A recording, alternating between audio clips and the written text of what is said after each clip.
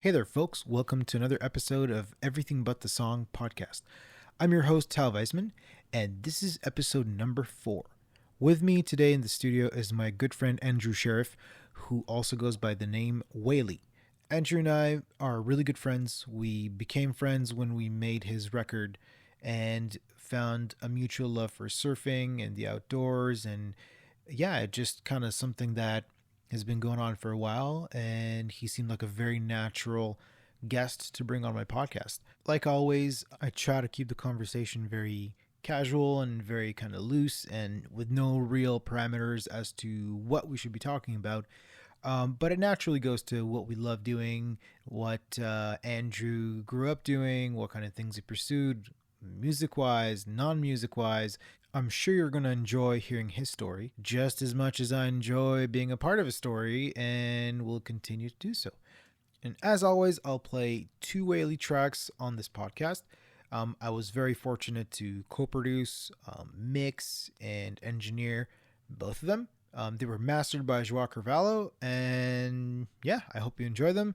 I'll also, like always, will include all the links to where you can find both Wayley's music and Andrew Sheriff. Last but not least, if you enjoy this podcast, I encourage you to go follow it on Instagram under EBTS Podcast. Also, please follow Sounds Like Songs Network on YouTube. That's where I will upload the audio versions if you want to listen on YouTube. Please subscribe to the actual podcast on Apple Podcasts, on Spotify, wherever you get your podcasts. And if you also want to help us out, share the podcast. Let other people know that this thing is happening. If you want to support it, it would be very, very much appreciated. All right, episode number 4, Wayley. Here we go. Stop what you're doing now. You always wanna run away. You always let me down. Please, I've said it all before. I don't wanna spin this broken record anymore. What's it gonna take, my dear? What's it gonna be? 'Cause I'm here. I'm waiting for the truth, waiting for you to be real. What's it gonna take, my dear?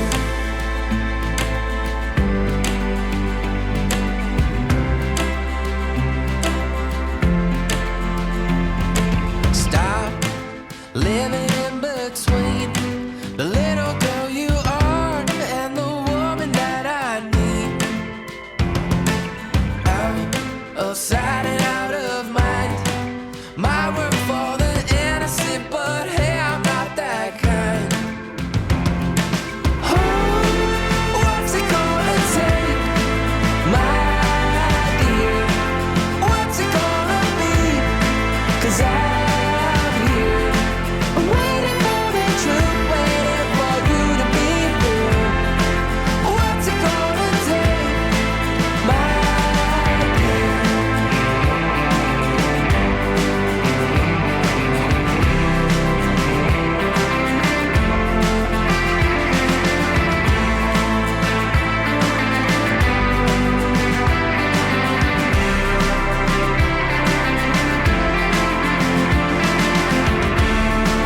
I can't let it go, no, I can't let it go this time.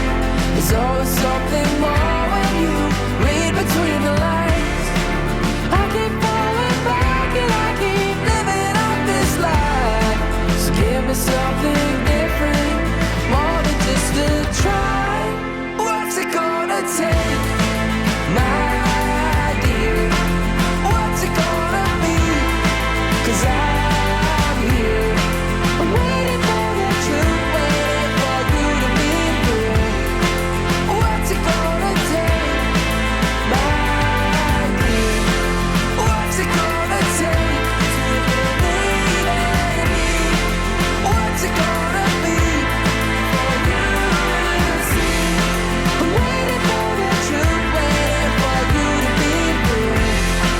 What's it gonna take, my dear? Andrew Sheriff, also known as Wayley. How's it going, dude? Good, man. How are you? Thanks for having me. No, you're welcome. Thanks for coming. Yeah, I wanted to bring you over because like we spend a lot of time talking because we spend a lot of time driving. Not because of music, because we like to hop in freezing lakes and go surfing. But I thought it'd be cool to kind of just, you know, tell the world about who you are.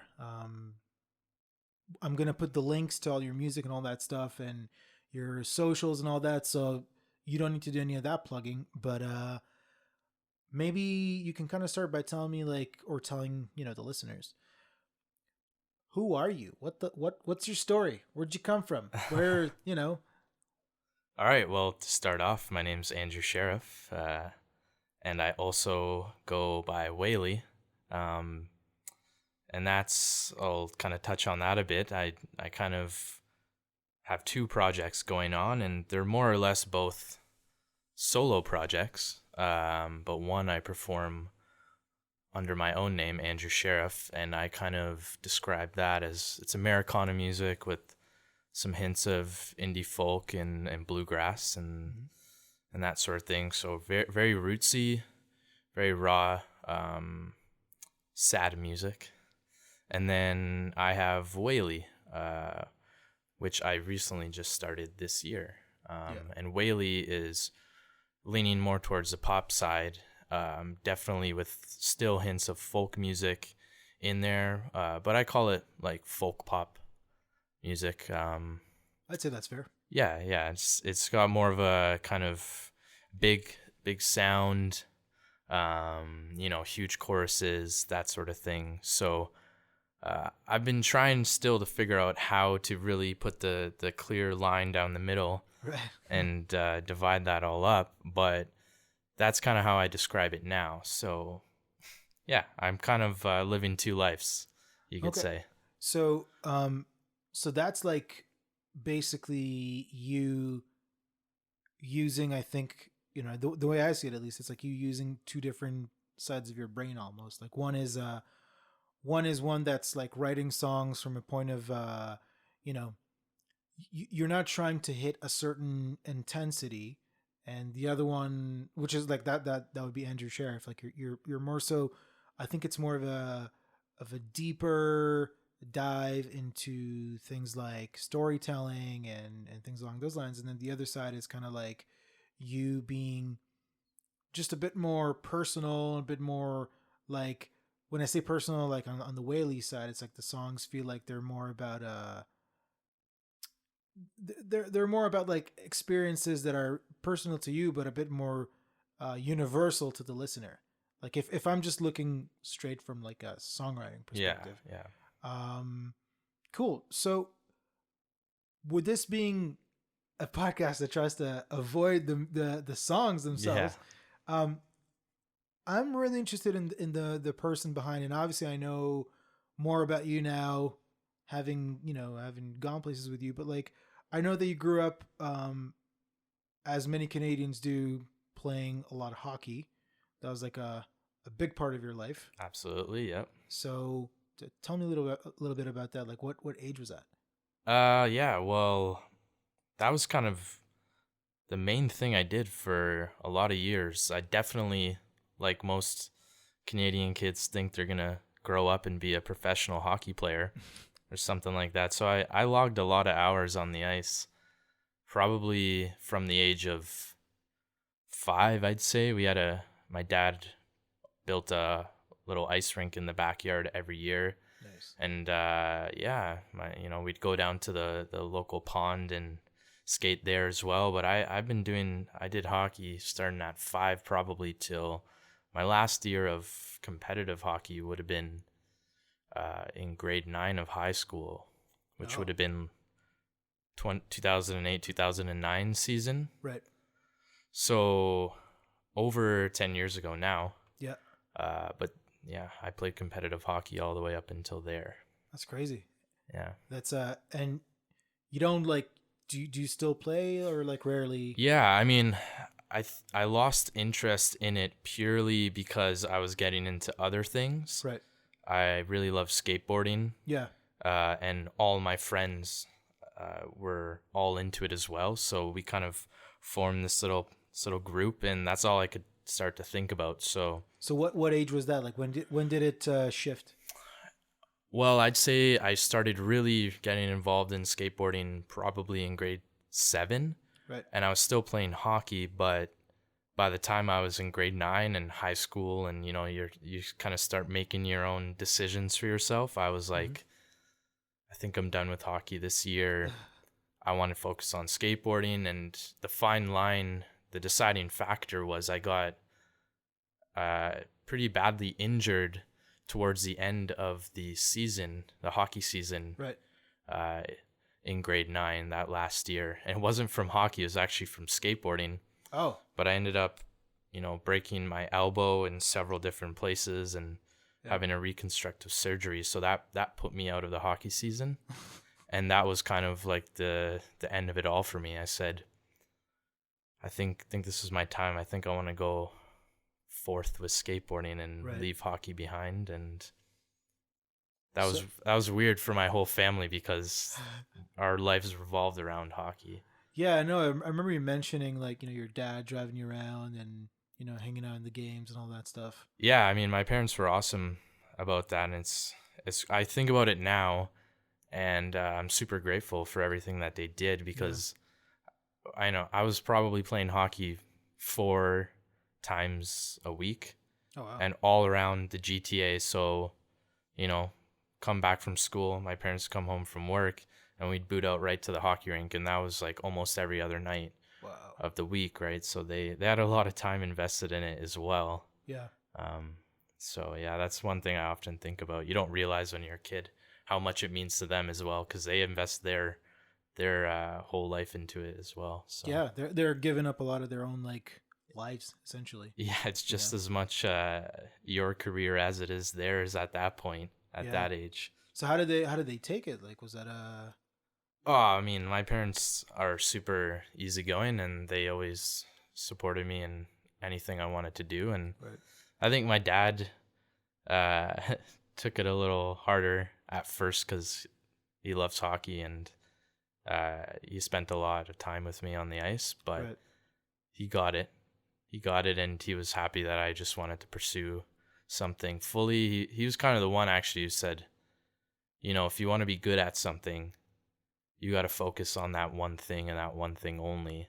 Wow. If you're playing hockey 4 times a week, that's 4 days a week that you're not skateboarding. So if you want to if skateboarding is now your passion, you want to be good at skateboarding, you got to be doing it every day. And that's eventually what I did. And that advice kind of helped me make my decision and took me a long way with skateboarding for sure. Amazing.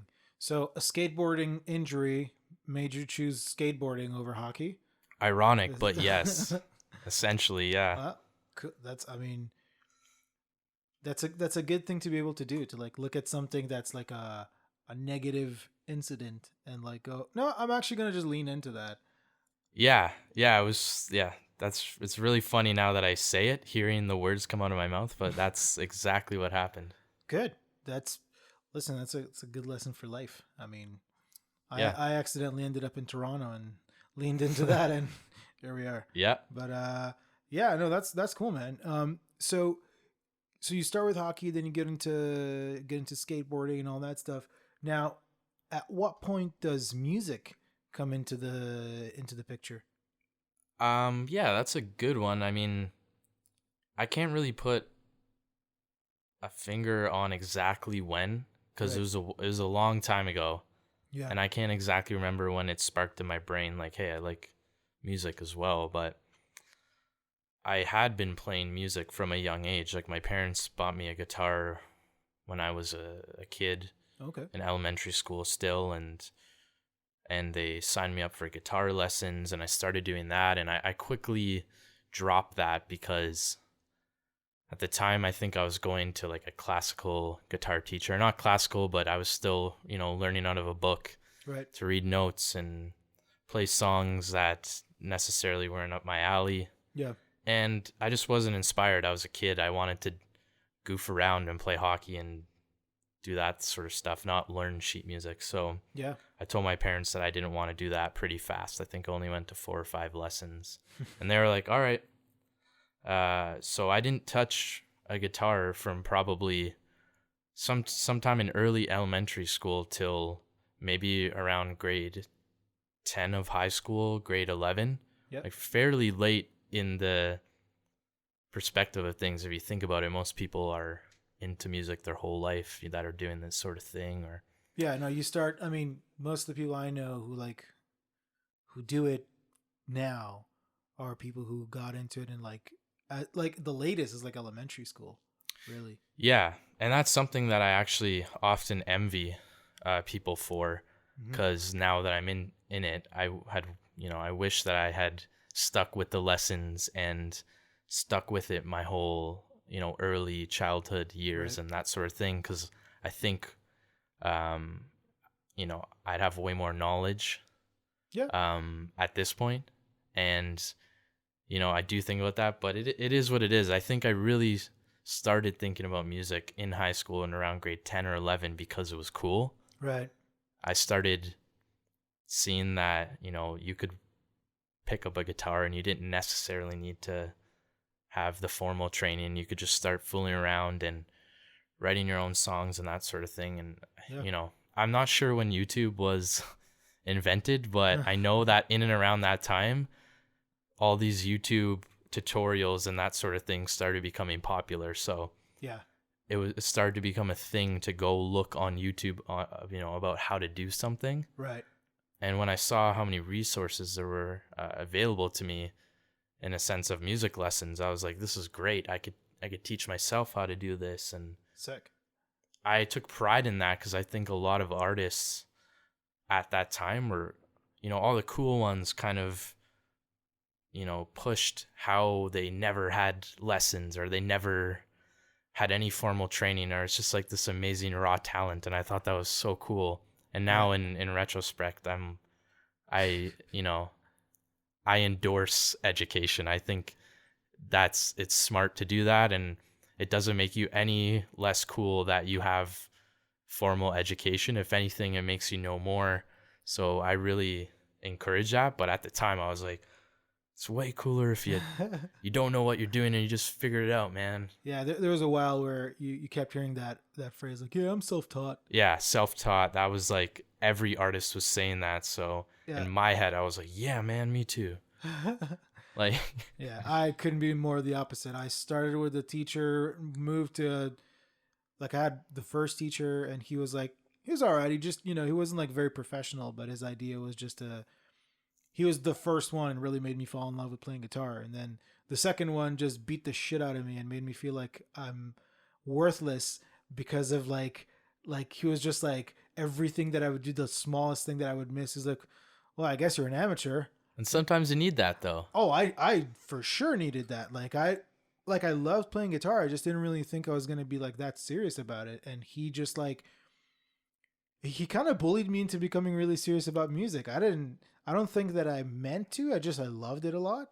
And then he was like, no. You're going to be like, you're going to go for it. And I was like, okay. And yeah, I would literally just finish, like I would show up every lesson ready just because I was scared of him. So yeah, it was, but it paid off. And then after that, I moved into a teacher who was like, okay, you've got the theory down, you've got like the basics of like whatever it is now, but now I'm going to teach you how to be like a pro.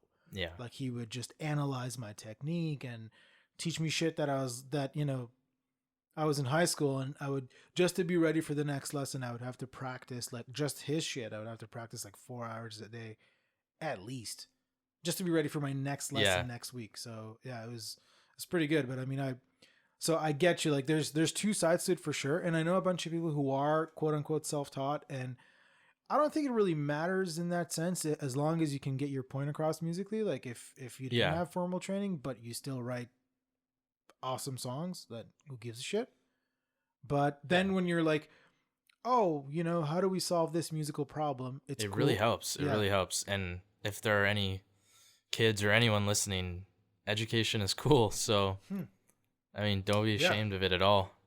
and you know, both ways work, but don't be ashamed, No, because I think it's cool to promote that now, because no one talks about that stuff, like where you came from, your education, how you know Right. all this stuff. It doesn't magically happen. It takes a lot of work, and Oh yeah. it's it's cool. Yeah, I think it's well, we're in a time too where it's like I don't think there really is a thing anymore as a nerd. Like Yeah, you could be nerdy, but that just maybe sometimes that just means like you're really into something. yeah, You're like you're whatever. Like somebody once like called me a music nerd. Like, oh, you're such a music nerd. yeah. Like maybe 5 years ago, and I'm like, well, yeah, it's like what I'm into. So I think that term changes when you get older too. Like all of a right, sudden when you get older, like it's cool to be smart and like know all this stuff and yeah, when you're a kid, obviously you just want to be the cool kid. You don't want to, yeah, I guess, you know what I mean? So it definitely it's so funny how your perspective changes on everything yeah, for over the sure. years, right? Like something you totally didn't believe in 10 years ago could be like all your life is about now. Yeah, I mean, but that's if you're not changing your perspective, you're staying behind. You're not growing, and to be honest, you're probably kind of boring. I Yeah. mean, Amen. everybody knows like that one or two guys or girls who like they're just kind of the same as they were in high school, and you're like, really, Yeah. really, like And sometimes I nothing get changed. jealous of that too, in a way. But like, yeah, I know what you mean.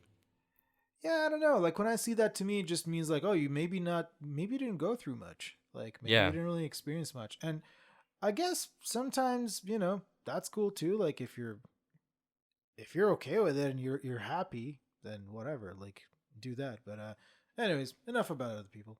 Um, so you get into music like sometime around high school, I would say. Like yeah. So I like I said, I can't fully remember. I could tell you a little story how I got like way into it, like to the point where it ended up now being my thing. But right, it was sometime around grade 10 or 11 for me, which if I doing the math right would have been like 2010 or 2011 maybe, right, like sometime around that kind of year. right. Yeah, what happened was I was still skateboarding, Yep, and you kind of get towards the middle of high school, and like your friends change, that sort of thing, yep, and you start thinking about what you want to do with your life after high school. Everyone's talking about going to university or college or this and that, and I'm still pushing for the whole skateboarding thing. Like right, I couldn't care less about school at the time. yep, I just wanted to get out of it so I could continue skateboarding and like make it big. Me and right. my friends all made a pact that we were gonna move to California afterwards and all try to pursue the skateboard dream. And like we were okay, we weren't anything amazing. We had all of us had a couple sponsors locally, and Right. people knew us in the scene, and it was good. And we were in a couple magazines here and there, but nothing like spectacular. So Right. thinking about it, I'm like, damn, I would have had a tough time in California trying to make it. But I started playing music just for fun. And then closer towards the end of high school, like nearing the end of grade 12, my whole friend group kind of switched up. A lot of my friends weren't really skateboarding as much anymore. They were starting to think now about university instead of our California pact and all this stuff. And I'm like, damn, everything is changing so fast right now. Yeah. And I feel like I'm just here and I have no idea what to do. Right. And as my friends started slowly drifting away, I think that's when I started getting into music more, because I had a lot more time on my hands. I wasn't skateboarding every day. I wasn't getting up to stupid shenanigans every night. So I just started picking up the guitar more often. And there's a couple artists at the time that really inspired me. I don't know if anyone's going to know this guy, but this guy named Christopher Drew. Okay. He was in this kind of like punk folk band called Never Shout Never. Okay. And I was like super into him at the time, and kind of the whole Warped Tour scene, and Yeah. also a lot of City and Color at the time. Yeah. City and Color was huge. So Well, there's a crossover because, like, if you're like into skateboarding, you're usually like that's what you're saying, Warped Tour, Vans, like Yeah. the whole punk scene, all that. Yeah. But then there's been, in the especially in the 2010s, there's been all these artists who like kind of came from that world. Yeah, like punk to folk kind of thing. Yeah, exactly. So I was getting really into that, and that made me learn all their songs, and that really helped progress my guitar playing and my singing. And I wasn't any good though, but I think in grade 12 I was like, I'm gonna take a crack at starting to write my own songs and just see what it's like. And I thought I was like amazing at the time, writing these horrible, ridiculous, terrible songs. But I was like, man, maybe this could be a thing. And I remember just slowly skateboarding just started happening less and less and less and less, and to the point where I wasn't skateboarding for like months at a time. Right. I had a whole new friend group, and I kind of like reshaped myself as a musician now. And I'm not the skateboarder guy, I'm just a musician. Right. And that's kind of how people started to know me, because I started hanging around all new people. I finished high school, and I wasn't doing anything. I wasn't going to university or college or any of that stuff. I was just working like a part-time job, right, trying to get better at music. Yep.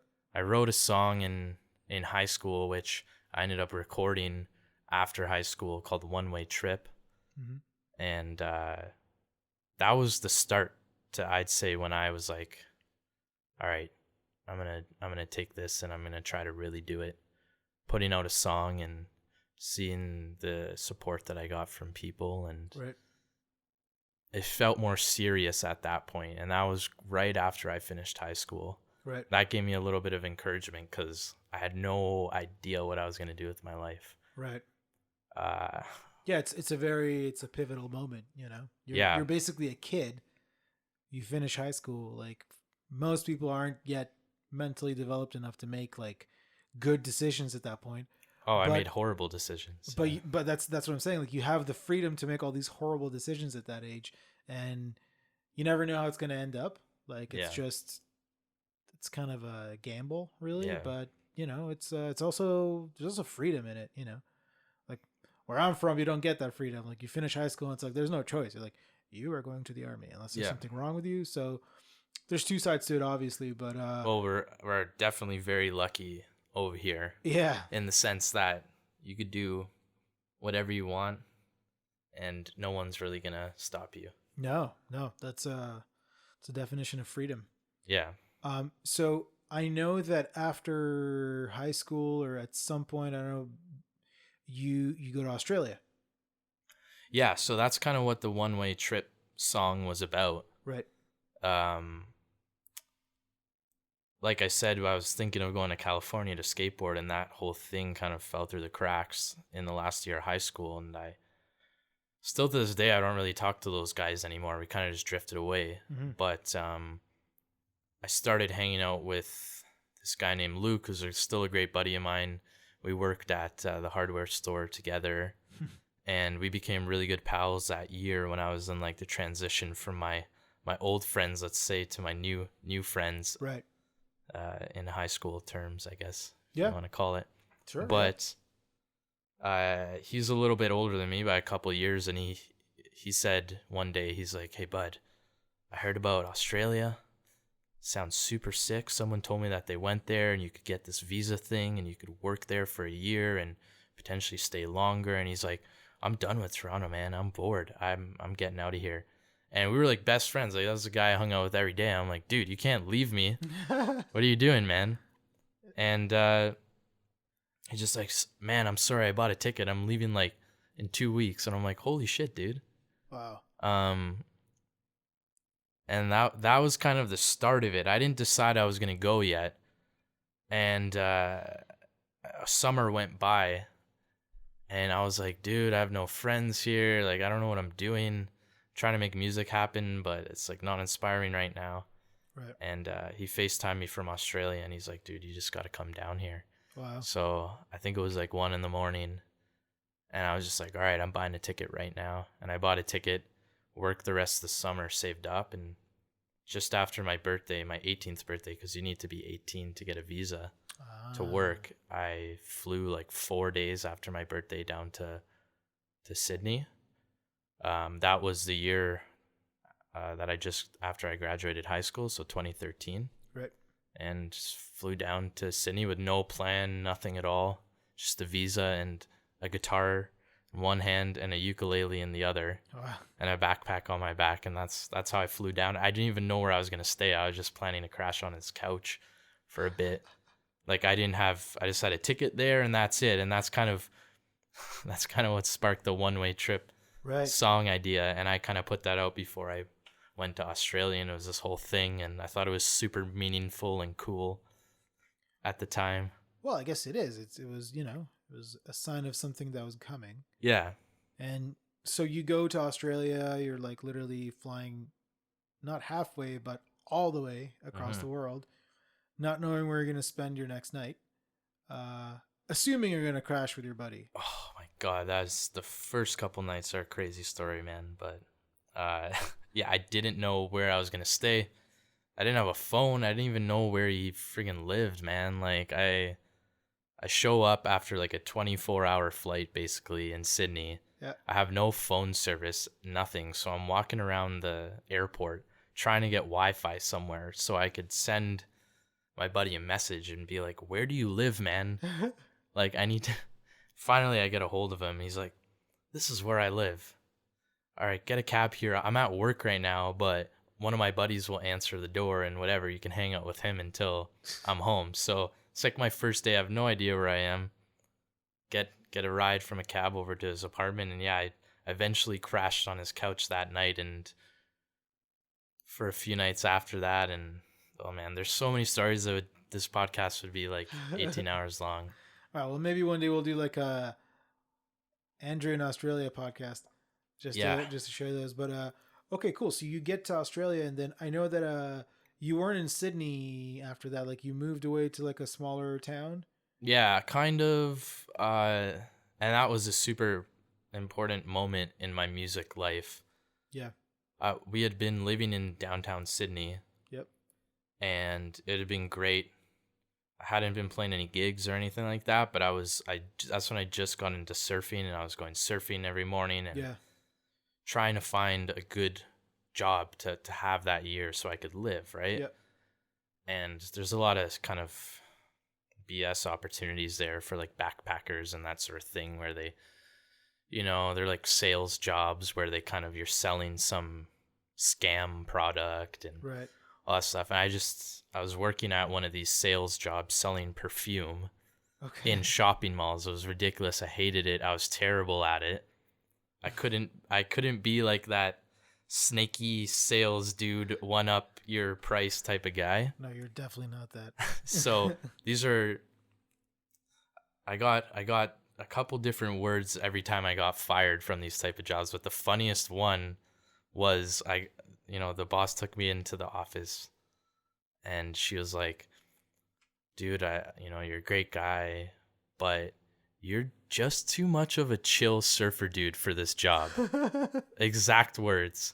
And at the time I was like barefoot. I had just hopped off an Indo board in the office that I always used to chill on. And I'm like, I guess it's not the worst thing to say when you get fired. But that was pretty funny. But the last kind of job I tried to do like that, I got fired and we were on a sales trip in a place called Newcastle, which is up the coast, just a couple hours from Sydney. And while I was there, I was like, "Dude, I can't do this anymore. I had such a bad day." And they like let me go.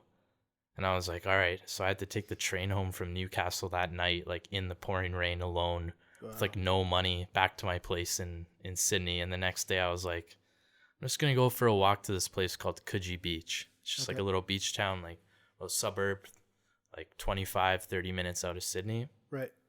And I was like, I'm going to take a couple resumes. I'll just go down here. I want to try to find like a good job, like at a restaurant or something cool like that. None of these sales like jobs. I was terrible at it. I knew I was too. And so I'm walking this town. It's totally new to me. And I walk by this guitar shop.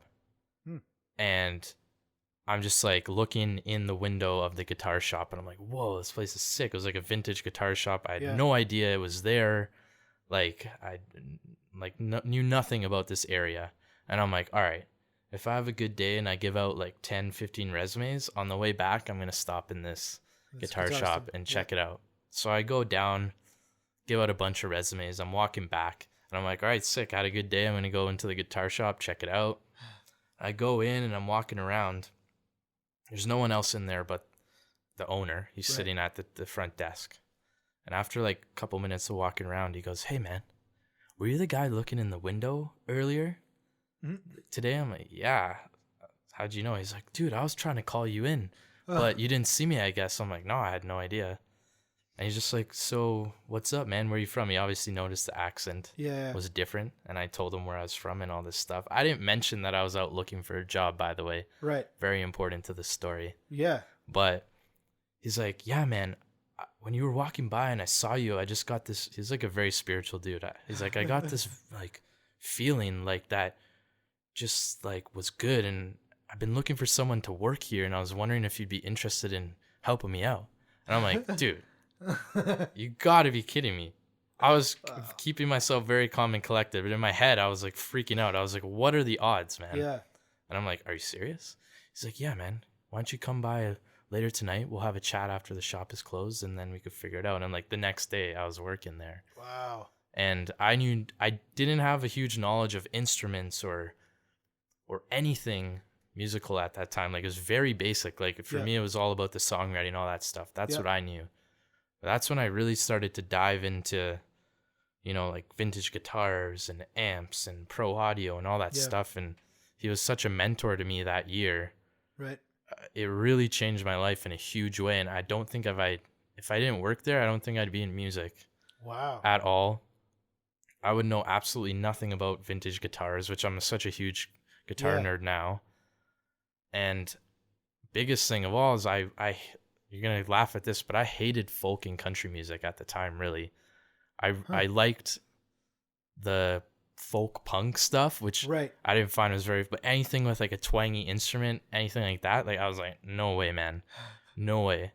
But he was a huge country guitar nut, and he got me really into the old country, like, you know, like Buck Owens and even Vince Gill. And he showed me the beauty of the pedal steel guitar and all that stuff. Right. And he got me into a little bit of bluegrass, and that like changed my whole perspective on life.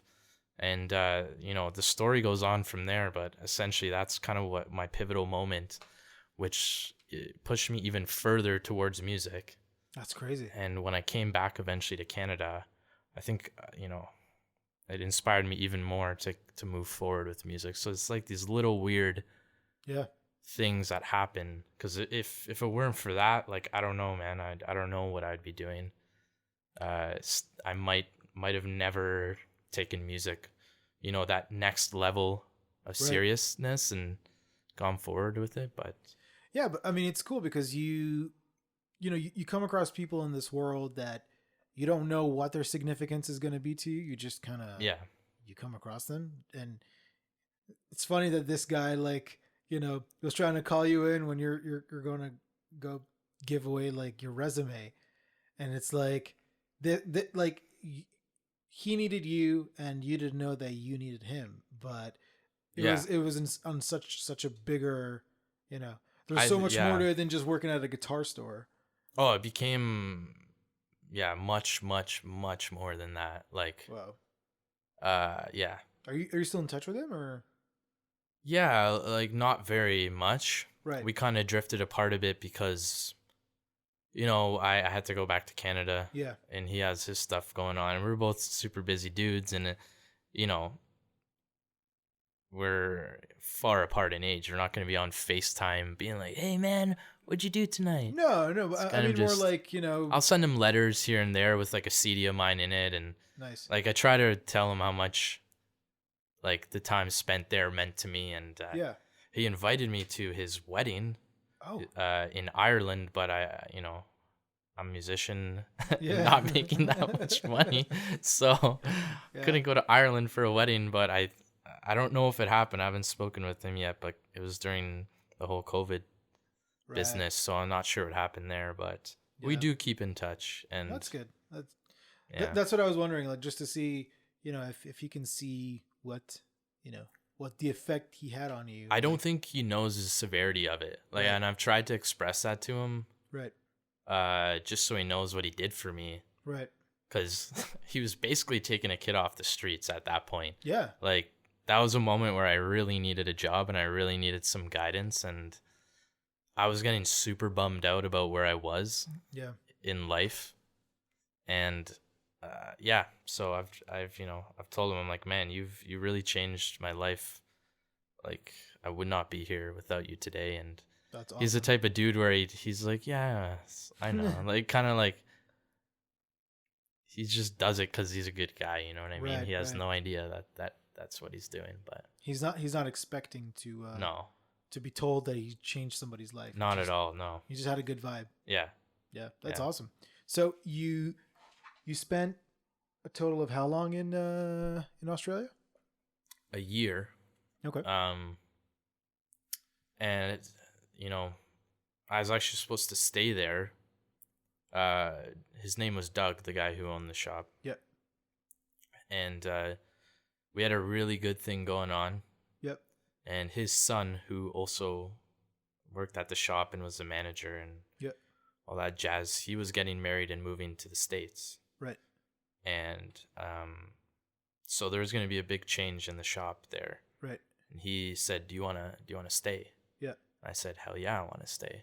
Yeah. So we started working towards a plan of how to get my sponsorship Yep. happening for Australia. And what happened is it was all very last minute, didn't have everything sorted out in time. So I had to go back to Canada so I wouldn't overstay my visa and Yep. then hinder the process of getting sponsored. the sponsorship visa. So I went back to Canada while they worked on my visa there in Yeah. Australia.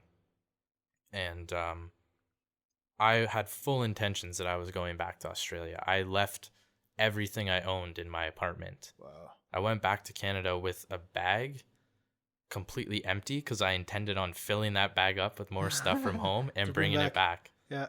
So I ended up being in Canada for, I think, like 7 or 8 months. Wow. Finally, they gave a decision on the visa, Visa, yeah. and it had been declined. Really? So that was a huge letdown for me. Oh wow. And that changed a whole lot of things as well. Because Yeah. for 7 or 8 months, I was kind of like on the line, thinking I'm going back to Australia, Yeah. not really settling back into my life in Canada. Kind of just more enjoying it as a vacation, like, yeah, I'm gonna be gone soon type of thing. Yeah. So I feel like those 7 months or 8 months were super weird in my life, Yeah, I can imagine. and it changed a lot of things. I think a lot of people were not upset with me, but like that's what I felt, that I wasn't coming back. Right. Like they felt like I didn't try hard enough or that sort of thing, and I don't know. It's a visa. It's a visa, I It's know, not in and your hands. at the end of the day, that's when education became really important to me too, because ultimately they didn't accept my visa because I was just at the time a 19-year-old kid with absolutely no education after high school, Right. almost no experience working in the music industry. Why the hell would they give me a visa rather than giving someone Australian a job, right? And that's Right. when it clued in my head, like, okay, maybe education is something that is actually super important. Yeah. And yeah, lots of things happened in that moment, but ultimately I was bummed for a long time after that. Yeah, I can imagine. So you're basically back in Canada. At what point do you go back to pursuing music? Because I know that your first like real project happens sometime not Yeah. too late after. So I had met a guy while still living in Australia. Mhm. He was a friend of a friend. His name was Ben. And when I met him, he didn't speak a lick of English. He was French Canadian. Oh, But him coming to Australia was his way of trying to learn English. right. But when I had originally met him, it was like within the first day or two of him getting there. Oh wow. So eventually he ended up needing a place to stay in between houses. Yep. And we became good pals. And I was just like, yeah, you can crash on our couch for a little while. And in that time period, we really realized how much we had in common musically, especially. Okay. And we were jamming a lot and listening. We'd like listen to full records at night and just like sit back and slap down a bottle of wine and just like listen to a Bon Iver record from top to bottom and just like get into it. Yep. And we had said that we wanted to start a band. We're like, if we go back to Canada, man, we should start a band. Right. And we had a name for it and everything, the Chinooks. Nice. Super Canadian and cool. Oh, yeah. And we had a couple songs we were working on in Australia. Nothing serious though, but I'm in Canada. He sends me a message. He's like, dude, my visa's ending. I'm coming back to Canada. I'm like, okay, sick, man. We should meet up and just, see what's up. Yep. And I went down to Gatineau, which is where he was living, for like a weekend, and we had a great time, wrote some tunes, partied, this, that. And we were like, should we take this band thing seriously now? Like, we said we were going to, and he's like, yeah, let's do it, man. What else do we have to lose, right? Yeah. So we live so far apart, we were like, all right, we're going to have to live in the same town to make this happen. Yeah. So we decided to move to Montreal. Right. So shortly, I guess it would have been like 7 or 8 months or whatever it was that I was back in Canada. Yep. Decided to go move down to Montreal to kind of pursue this band. Right. And yeah, it was a great year. It's just, there's a lot of factors that just didn't make it work out. Right. I ended up playing in another band while I was down there, like a pop punk band called Emborn Drive. Okay. And did a bunch of shows with them, and that was like super fun, but Montreal just wasn't working for me. Right. I don't think we were in the same headspace anymore, so the band wasn't really happening. Right. I was super broke because if you don't speak French and you live in Montreal, it's very hard to get a good job. Right. And music wasn't making much cash. Right. Yeah. If not any. So yeah, I made the decision to, call it quits on Montreal. Yep. And move back to Toronto. Right. Still with music on my mind, right? Right. And the story goes on from there. Like, it's so just before we get into anything else, after that you had a project, Andrew and Veda. Yeah. Right. So that's like, was that after you came back from Montreal? That was after I came back from Montreal. And yeah, that project started to really, really take stuff seriously. Instead of doing like, home studio stuff and this and that, we recorded an EP in Stratford. Right. In a home studio. And we just threw the music up online, and it was doing really well. We were getting some great feedback from all of our friends and people who listened to us. We played a couple shows, and we had tons of great feedback, and we were writing like crazy. Right. So we said, let's record a record. Let's make a record. Yep. But let's do it for real. Proper. Yep. So I had always had this dream to record at Catherine North Studios. Yep. Because when I was in high school still, and I was into City and Color. Yeah, he made a record there. He made his first couple records there. Yep. And there was this kind of doco, the making of the record. Yep. And I was always just like starstruck watching that documentary. I was like, this is the coolest studio to ever exist. I can't believe like this is right. It was in Hamilton. I can't believe this is here. Yeah. And so when it came to making a record, which studio do we use? And at this time, I still knew nothing about the music world. Yep. But I was just like, Catherine North. Got to do it. Yeah. So I remember we sent an email. We reached out to Catherine North. We got an email back from this guy named Dan Hosch. Yep. And he's like, yeah, I listened to the tunes, come in for a meeting. We went in, did a meeting there, played them some songs. They loved it. And, time goes on, we're cutting a record there. Nice. And that was my foot in the door of the Toronto music scene, I'd say. Nice. That's when I started really making, a lot of friends and connections here. Yeah. And we recorded our record, we put it out, but I didn't know much about music at the time in a business sense. Yeah. I had no idea how to market a record. I had no idea how I should be releasing it, what it all entails. So we spent a lot of time working on that record, and we just kind of dumped it out on the internet, which is crazy because that would make me lose my mind now. Like, I would never do that. Yeah, but somehow though, that's how you learn. That is definitely a learning process or a learning moment for me. But the songs miraculously ended up doing well online. Yeah, racked up like millions of streams. Yep. Which is still a shock to me to this day. I have no idea. With that like happened. minimal promotion. With not minimal, like zero, but zero. I'm telling you, when the record came out, and same with the other songs. Like we uploaded 2 songs off of this EP we recorded prior to the record. Yep. And like those are just internet dumps as well. Just like, here you go. Yeah. Here's a song on Facebook. Like, here's our song. Yeah. Check it out. That's it. That's all we did. Wow. And so that was just pure luck. But that band didn't work out. So that was 2017. Right. We kind of called it quits on that band. Yeah. But in the year from 2016 to 2017 of that release, which was in November, I had made so many great friends in the Toronto music scene. Dan Hosh, who produced and engineered the record, and he's like a great buddy of mine now. Yeah. All the guys at Catherine North are Scott, and Tristan and Will. They're awesome, and we had a lot of session players on that record, which ended up all becoming great friends of mine as well.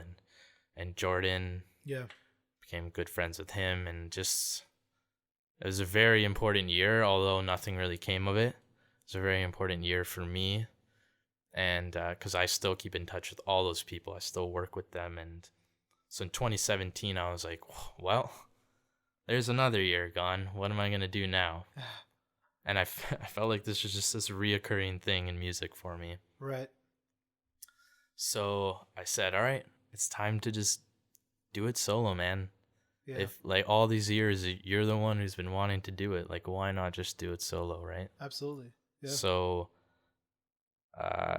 that's exactly what happened. I got in touch with Dan, and I was like, "Hey, man, I wanna do this now on my own. Like, can you help me out?" Right. And he introduced me into the world of co-writing. Although in the band Andrew and Veda, prior to that, we had been co-writing everything, but it was more in like a band aspect. Internally. Yeah. So I was like, I want to do some solo stuff. I just don't have any inspiration right now. Like I just didn't have any inspiration to write. Yeah. And he's like, well, you should try co-writing. Let's do a write together. And we started doing writes together, and I started really enjoying that kind of workflow. Right. And I think what we did is we had a single, and I went to go cut it, and it was very in my head at the time. Right. I was very, very in my head. Like I needed everything to be perfect. I needed everything to be just right, how I always imagined. Yep. We recorded this single, and it just didn't turn out like all my wildest dreams, like I thought it was going to be. Right. And so I kind of just pushed it to the side, which is another learning thing for me. You don't get stuff done with that attitude. No, I mean you just kind of have to let things happen sometimes. Like art is art, and you're always growing. It's never gonna be how, it's never gonna be your best, because your best should always be the next thing you do. Yeah. And I didn't know that at the time. So there's a lot of things that we recorded where I was like, no, and then never saw the light of day. And honestly, I think I did that for about a year. Wow. Fast forward a year, they had this great Christmas party every year at Catherine North. I loved it because all the industry people and the bands and everyone would come out and you just kind of like party at the studio, and it was super fun. Yep. And in the one of I think it was 2018. I'm there and Dan's like, "Hey man, come over here. I gotta introduce you to my buddy Mike. I think he'd be a great guy for you to write with." We were both really into this Rust and Kelly record at the time. Okay. And that's another huge pivotal moment in life towards where I am now. Right. Mike and I start co-writing a ton of stuff together, and I was really liking what we were doing. And I changed my attitude from what I was talking about before to, you just got to start doing stuff, man. People, they're either going to like it or they're going to hate it. If they hate it, no one's going to tell you that they hate it. Doesn't matter. That's just music, man. It's just not going to move the needle, but yeah, you can keep doing stuff until people do like it. Exactly. And around the same time, I believe we would have been starting to think about what is now Wayley. And I could be getting these timelines mixed up. Right. I think we met around 2018. I think that was... I think we met... Yeah, I think we started getting together early 2018. Seems about right. I think.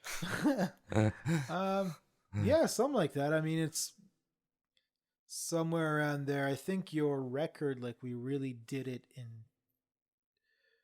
2018, maybe early 2019. I don't know. The timeline is super fuzzy for me because we These did last 2 things years. and like we kind of like just left them for a little while. Yeah.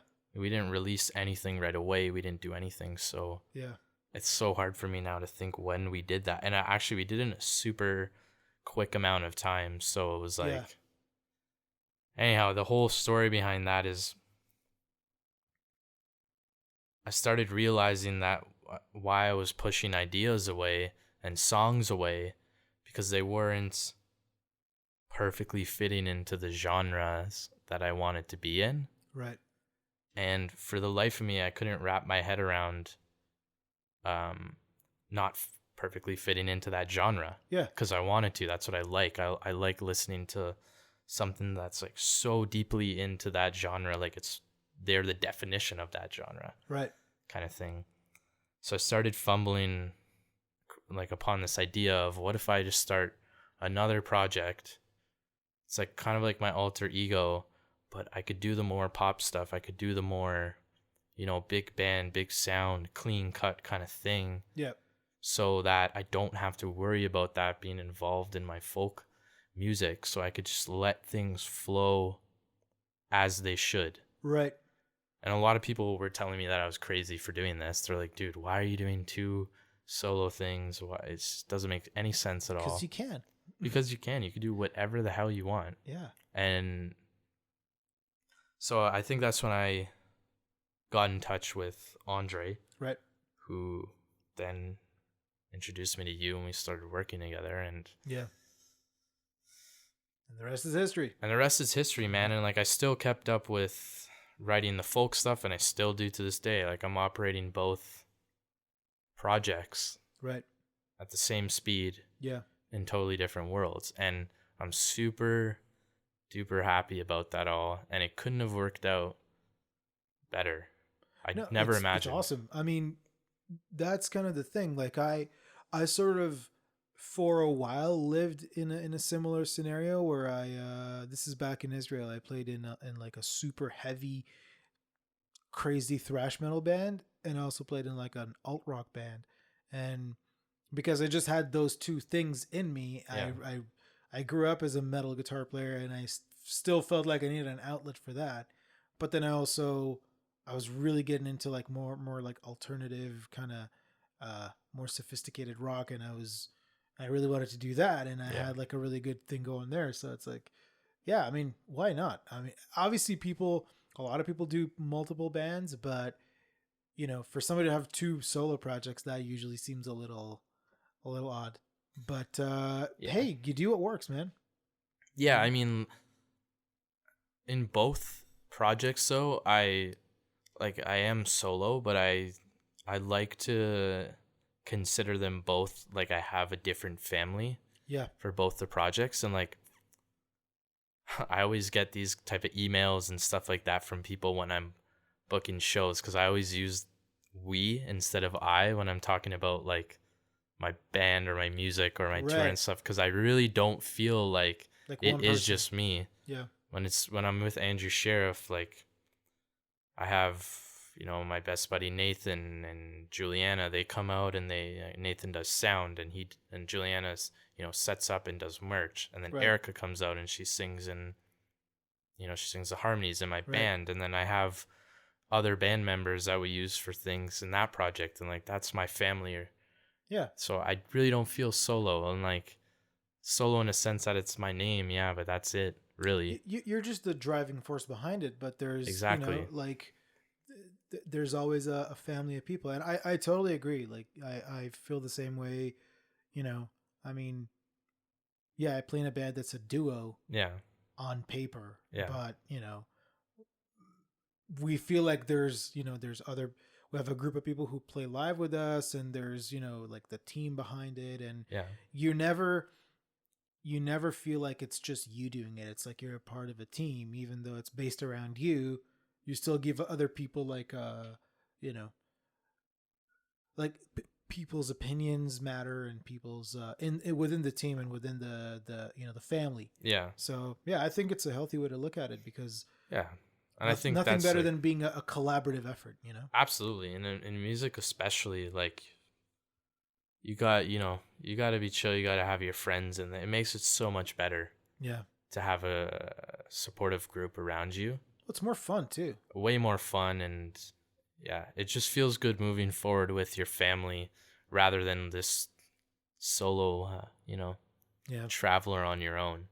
And that's the same way I see Wayley. I mean, there's a whole different crew for that, and yes, it's a solo project, but in so many ways, it's eventually gonna be a band. yeah, You know, It's when we gonna have get to back be. to playing shows, there's gonna be the Wayley band. You know what I'm saying? And it's just Yeah. like at that point, you know, it's not a solo project. It's just a project. Yeah. I'm very excited for when that happens. I really want to see that live. Me too, man. Me too. This is such a weird time because we're putting out singles. Yeah. We're doing all this stuff, but you can't play any shows. So it's like gonna be so brand new to do that Yeah. live. So now that we can't do shows and everything, I would ask you, like, well, how are you spending your time? Well, I know you're doing two things a lot. You're going up north a lot, and Yes. and we go out surfing a lot. So like, maybe tell people, like, what's on your mind when it's not music. Oh, there'd be one person that'd probably disagree, or sorry, say that music is always on my mind, because Right. it kind of is. Right. No, man, music is constantly on my mind. But if you're saying what do I do other than music, it's surfing and just relaxing up north. Right. But we were talking about this the other day. It's kind of cool to, I don't want to say I'm obsessed, but I just love music, man. I just constantly think about it. Even when I'm out on the board surfing, Wow. I'm thinking about music, and it is I know most people say that's their like retreat, but to me, it's just like another time to think about stuff, Wow. which is weird. It's not weird. It's like everybody treats it differently. I'm the thing I love about surfing is it's the one place where I don't think about music. Yeah. Because I'm the same way, where I think about music all the time. Yeah. In so many different capacities, whether it's my music or the music I'm producing for other people. But it's at some point you gotta go like, fuck, let's not think about music for a second, because it's not, Yeah. for me personally, it's just not healthy. So I think I have to learn that. I think I have to learn that because, like, it's getting pretty outrageous now. I have, like, a mobile router, and I bring, like, my office setup to, like, Algonquin Park and set up station while we're camping, like, outside of a tent. I'm, like, figuring out the release and, like, doing all this stuff, and I'm just... Now that I think about it, it's pretty dumb and outrageous, but, Yeah, but I'm it's going to have to also- learn that, too. Yeah, but at the same time, it's admirable because you are putting in the time and the effort, and right now you're like a one-man team, Yeah. and you're really, this it's something that I know you do, and it's it's not something that it's taken for granted. And I think, you get up every morning and you sit at your laptop and you work at being that musician. Like you go and you look for opportunities for live shows and for promotions and all that kind of stuff. And you really, like, you don't just participate in the fun part, which is writing music and performing it and recording it and, creating content around it. Like you also try to create the opportunities. Like what's that like for you? I love it, and I'd say it's like music is a hobby and also a career. Yeah. To me, at the same time, I think that's probably why I think about it all the time. Right. But I noticed things really changed when I started treating it more as a job. Right. In a sense where, you can't always participate in just the fun parts of it. Like when you're an independent artist starting out, 90 to 95% of your music related work ends up being at a desk on your computer. Yeah. Because no one's going to do anything for you. No one's going to give you opportunities unless you're out there searching for it. It's very rare that you're going to wake up one day and you're going to have an email sitting in your inbox saying that Universal wants to sign you for no reason. Right. So I've really noticed a huge change as I've started to treat it more like a job. And I like that. And honestly, I'm doing it so I could get to a point where I don't have to do that, and then I could focus purely on the music, which I don't know if that'll ever happen because I feel like I'll still be super involved in everything else because that's just the type of dude I am. Yeah, but that's okay. I mean, a lot of, look, Elon Musk slept at the Tesla factory when they were launching, I can't remember whatever car it was or something. Yeah. But, he's like now the fourth richest person on earth. And he was hands-on. He needed to be there. Like, it's not whether you make it or not. I don't think that's the parameter. I think some people feel more comfortable when they're hands-on with everything. Sure. Like once you get to a certain point, you might be able to delegate, and then you'll find people who are like, they get your vision and they might be able to do certain things for you better, but and that doesn't mean that you wouldn't want to be. You wouldn't want to hear, but like, okay, so what are you doing this week? Like, how are you doing it? Yeah, I think it'll just be interesting to see when I have more time to actually sit with a guitar and write or practice where my music will be at that point, because I think that's the ultimate level that you want to get to. You have all the business being handled, so you can really now focus even more on the music. Yeah. And then you have all the business handled for you, so that means that there's just two forces that now just became even bigger and better than they were before. Yeah. So the thing that was already working is going to work even better now. Yeah, for sure. But because, we've talked about music this whole podcast, basically. Yeah, it's around the music. Surfing has been a huge part of my life recently. There's been a lot of times where I've bailed on things to go out and surf. Same. But I love it, and it's pretty much thanks to you. No, it's you're the one who messaged me, and you're like, because every time I told people I surf here, they were like, what? And it's kind of like, oh, I'd love to go one day. I'm like, all right, well, let me know, and I think you're probably one of the only people who actually like texted me and said, yo, I want to do this. Like, let's go. So, well, yeah.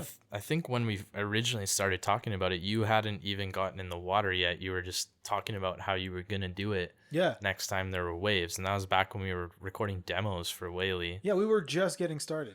Yeah, and we just got on the topic of surfing, and I had tried to get into it here, prior meeting you. Yeah. It just never happened because I didn't have the knowledge or friend, group to do it. Yeah. So having someone else that now was doing it was like game changing for me, because it's friggin' scary thinking about getting into ice cold water in the middle of the winter, not knowing what the hell you're doing in a murky lake. Yeah. And just like being okay with that. That was like something that was very hard to grasp for me. So having someone else that was crazy enough to do it that I knew really helped get me in the water for the first time. Well, I'm glad. Like, look, it goes both ways too, because, for the longest time I would just be going alone. Like I would just be taking my giant board into an Uber Yeah. and just, hoping that I don't freeze to death waiting for the Uber that's going to take me home.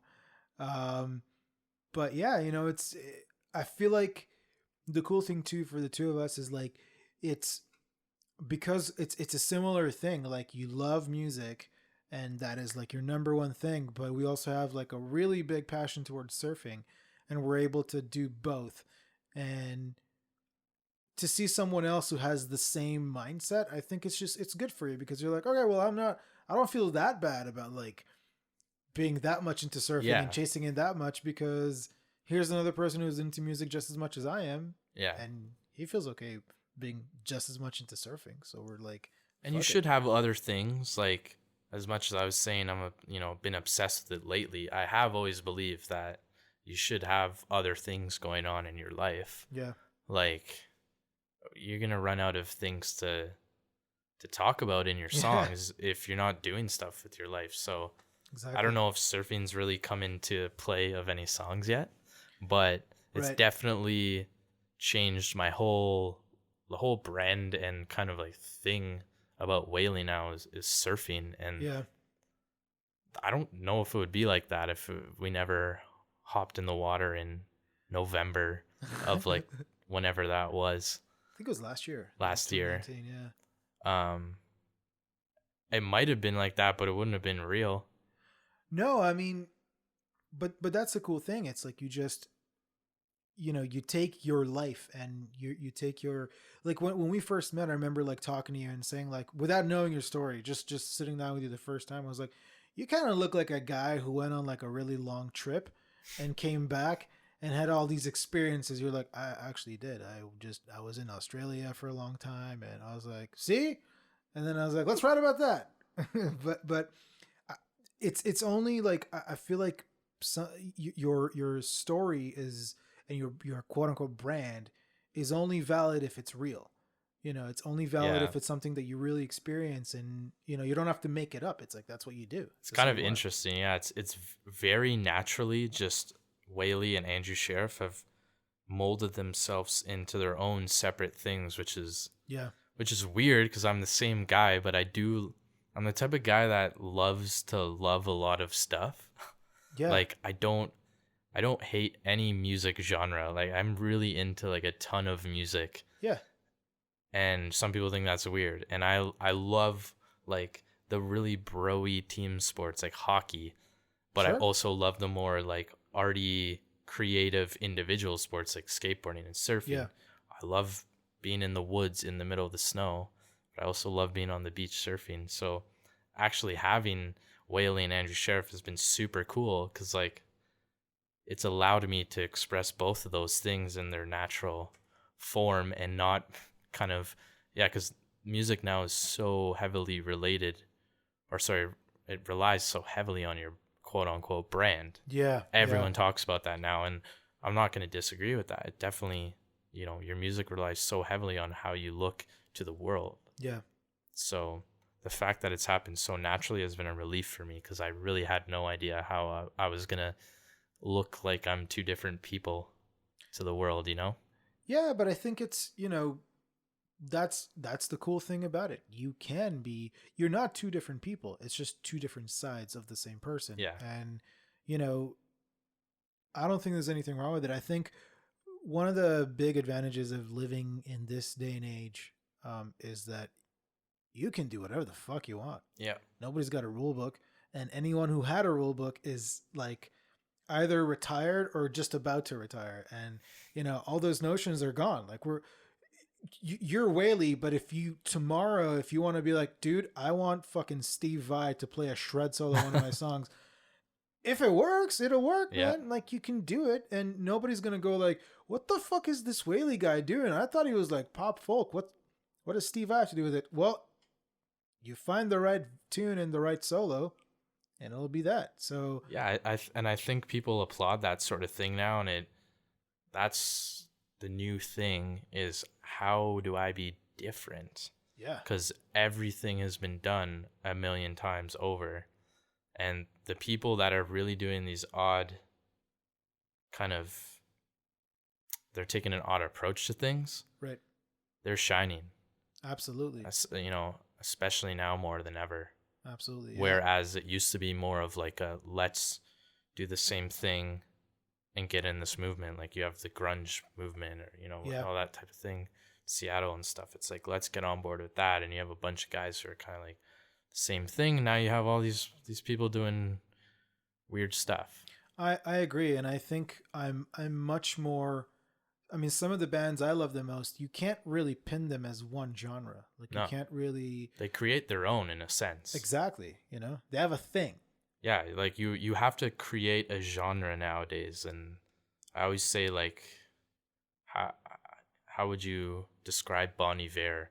Like, honest to God, he's his own genre, Totally. kind of thing, right? Like he just created that world. Yeah. Now people follow in his footsteps, kind of thing. But same deal with Ben Howard. He was doing all this weird lap guitar slapping type stuff and these weird tunings and all that sort of stuff, and you almost have to create a genre in a sense. Yeah.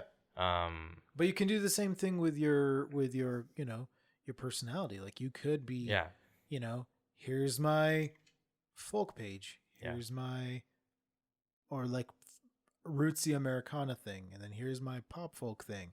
And they're both valid, they're both real parts of you.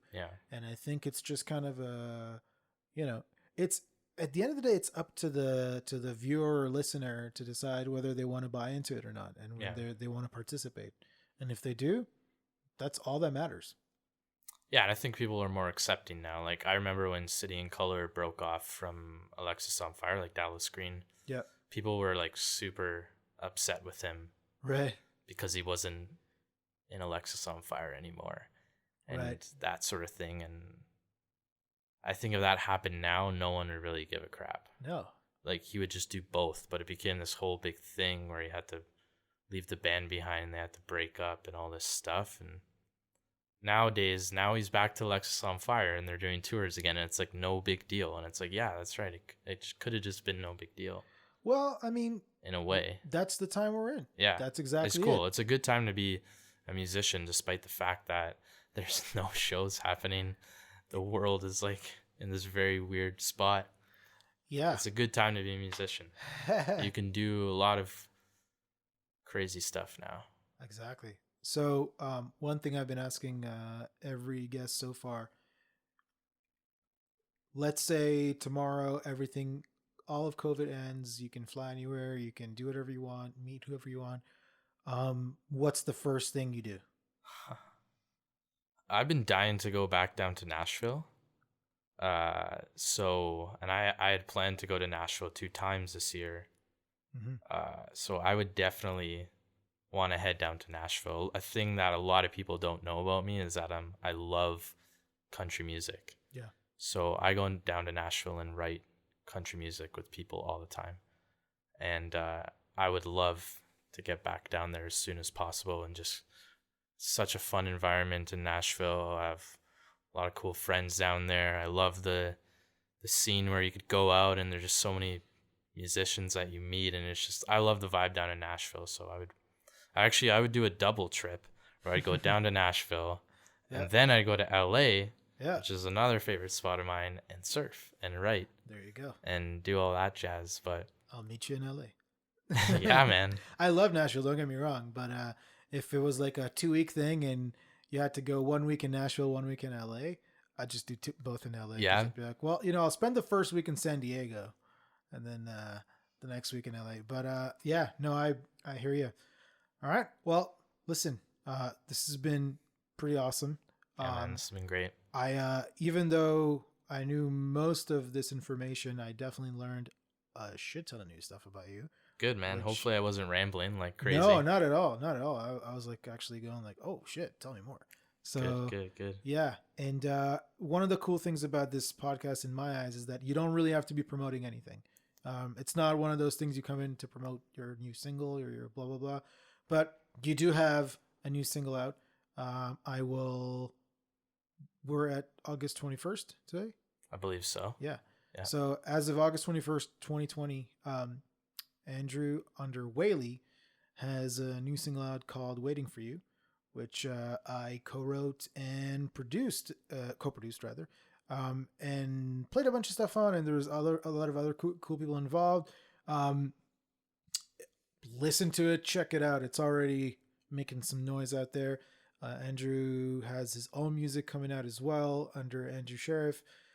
Go check all of that out. It's awesome. I'm glad to be a part of, one half of that endeavor. And yeah, thanks for coming, Andrew. Thanks so Love much, you, buddy. man. And come back anytime. Yeah, I'm glad to be here, man. Thanks so much. This was fun. No worries. All right. Thank you for listening again to yet another episode of the most unclear podcast in the world that revolves music, everything but the song. If you have any questions, suggestions, whatever, I'll figure out a way for you to get in touch. So till the next one, love you. Bye-bye. Leaving with no warning, tripping on your heels, stumbling through the alleyways, I know how it feels. One more till you hit the floor, that's all you ever knew. That's what you do, that's what you do. Drowning out your feelings, clouded in your head. You end up with nobody, that's what you always said. But if you knew my love is true, I'd pour it on to you. That's what I'll do, that's what I'll do. And I'm out here waiting for you, waiting for you. And I'm out here waiting for you, waiting for you. All my life, I'm out here waiting for you. I see through the late nights, I see through the tears, I see through the makeup, and I see through your fears. I'll hold up the mirror so you see that shit ain't you. That's what I'll do, that's what I'll do. Pick it up in pieces, don't know what I'll find. Always right behind you, 2 steps down the line. I'll find another way out when you haven't got a clue. That's what I'll do, that's what I'll do. And I'm out here waiting for you, waiting for you. And I'm out here waiting for you, waiting for you. All my life, I'm out here waiting for you.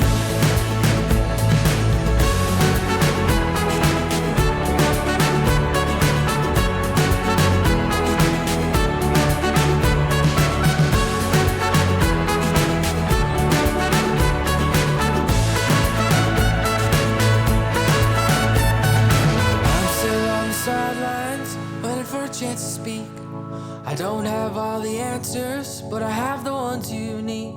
And the 2 cents in my pocket is what I'll give to you. That's what I'll do, that's what I'll do.